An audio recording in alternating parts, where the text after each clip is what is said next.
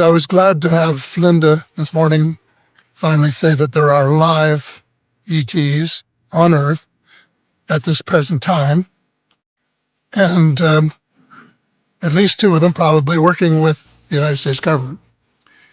Our investigation was launched into this whole subject, and a document was prepared which concluded that at least 4 species had been visiting Earth for thousands of years. And this is my own view at this stage as well. The survival plan for the human species as an aide-memoire, and I name 5 different species here. I'm aware of more now. As a matter of fact, I saw a document just a few days ago that mentioned 20. And I think you, Mr. Chairman, were interested in some of the places they might come from. And I have in here Zeta reticuli, R-E-T-I-C-U-L-I, reticuli, the Pleiades, Orion, Andromeda, and the Altair star systems. So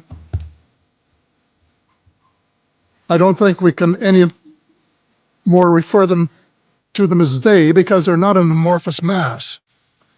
They are different species and consequently may have different agendas. I don't think we can say that they all have the same agenda any more than we could say that the United States, China, and Russia have the same agenda. Our real interests may be very similar, but as of now, our perceived interests are still quite far apart.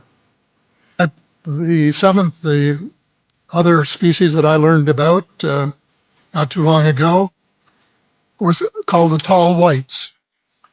And this is when Paula Harris broke the story just a few years ago. And through her good offices, I had the chance to talk for about 3 hours with former Airman Charles Hall and listen to this absolutely fascinating story of how he was working with, first of all, he was scared out of his skin. But after that, when he got to know them, how he was working with, and finally they became to trust each other and have a good working relationship with the tall whites at the gunnery range at Indian Springs in Nevada. And these tall whites were living on United States Air Force property and working in cooperation with the United States Air Force and sharing technology. If you'll indulge me, I'd like to read 2 pages from advice from the extraterrestrials. Yes, it's true that we have been in contact with your government and heads of power. It is also true that we have been It is also true that agreements have been made and kept secret from your people. It is also true that in the past some of your people have lost their lives or have been badly hurt to protect this secret. Our hands had no part in this. We contacted your leaders because your planet is in grave trouble. Your leaders said the vast majority of your population wasn't ready for anything like us yet. So we made time agreements with your leaders as to when your people would be made aware of our presence. Your air, your water are contaminated. Your forests, jungles, trees, and plant life are dying. There are several breaks in your food chain. You have an overwhelming amount of nuclear and biological weapons, which include nuclear and biological contamination. Your planet is overpopulated. Warning, it is almost to the point of being too late, unless your people act.